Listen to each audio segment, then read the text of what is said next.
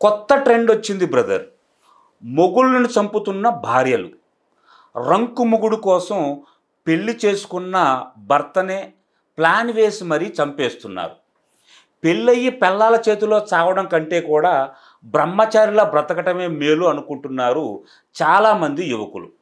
ఎలాగోలా కరోనా నుంచి బయటపడితే పెళ్లి చేసుకొని పెళ్ళాల చేతుల్లో బ్రతికి బట్టగట్టలేకపోతున్నాం అనేవాళ్ళు ఈ దేశంలో చాలామందే ఉన్నారు. అలాంటి కొందరి ఆడవాళ్ళకి నేను ఇచ్చే ఒక చిన్న సలహా ఏంటి అంటే, దయచేసి మీకు మొగుడు నచ్చకపోతే నచ్చలేదని చెప్పి వదిలివేయండి. అంతేగాని ప్లాన్ వేసి మరీ చంపేయకండి. దాని ద్వారా అతని జీవితం నాశనం అయిపోతుంది.